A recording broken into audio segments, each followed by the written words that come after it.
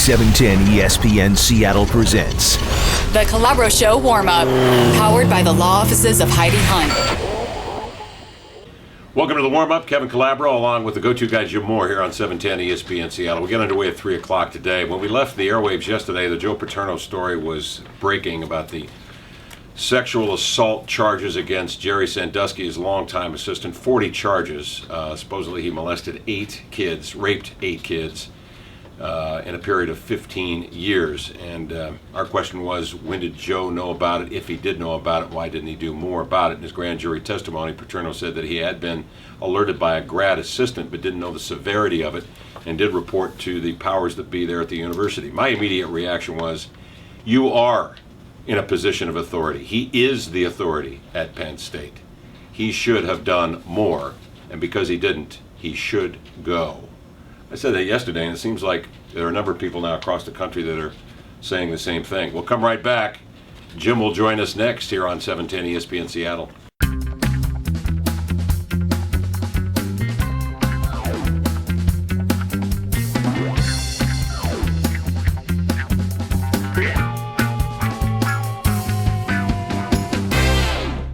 Welcome back to the warm-up. So the whole Joe Paterno story continues here. I was a little surprised. The 9:30 press conference came and went. Joe Paterno was ready to get up there and answer questions about the Sandusky charges, and apparently the school president took the stage away from him about an hour before he was to appear. A defiant Joe Paterno left, and that's where we are now, kind of in limbo. Well, originally it was supposed to be football questions only about the Nebraska game, and then of course you know what it would have been. So absolutely. And I don't know if Paterno, you were talking that you thought maybe Paterno was going to resign. I thought he might resign at 9:30. You don't see that in the man, do you? I just don't see that happening at all. I see a guy that's probably going to, if he goes, it's going to be kicking and screaming. Mm-hmm. But we'll see. I just don't know. You know, if he was alerted by this graduate assistant. What was he? How many details did he get from that grad assistant, do you think? I mean, were they just sketchy details? I mean, did he give him a full report? I mean, I would like to know more about that before you get. But you're right, though. Paterno, he's got more power than the university president there on that campus.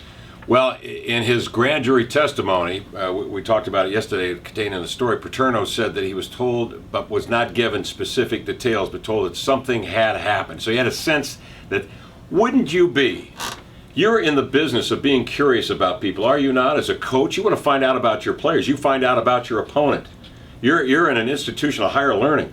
There should be some curiosity about what's going on. Here was an assistant, a valued assistant, a 28-year-old grad student. You've got him on staff. Why? Because you think he's pretty good, right? You think he's a smart kid, smart young man. He was so troubled about something and came to you, and all you do is run it up the chain of command. You are the chain of command. You are the commander of this football program, and I would dare say you're the most powerful man on campus. The more you find out about Penn State, the more you realize the football coach is the most powerful man on campus. He may be the most powerful man in the state of Pennsylvania. So to me, there is absolutely no excuse for him not pursuing this. And this was a trusted lieutenant of his, Sandusky, for how many years? How many years he worked with Joe Paterno, and it was a friend. And then to still be on campus as recently as, a week ago? A week ago. It's beyond belief. To be honest with you, I couldn't read. I know there's some in-depth stories that have more details and all that. I couldn't read them. No. Well, you can imagine. I couldn't do it. It's just hard enough to imagine. Well, the Paterno story is not going to go away anytime soon. The latest from Associated Press says that the board of directors now are quickly losing support, eroding support is the way it was termed by Associated Press among the board members there at Penn State University for both the coach and the school president. And something, the AP reporting, something could happen before Friday. So did the school president know something too?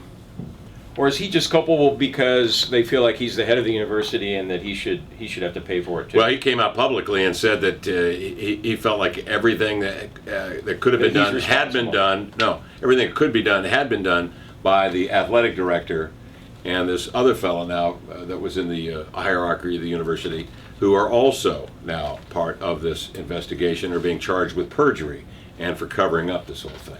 Yeah. So. And people concerned about losing their jobs as opposed to doing the right thing. It seems that way. Yeah. It seems that way. So, 3 o'clock.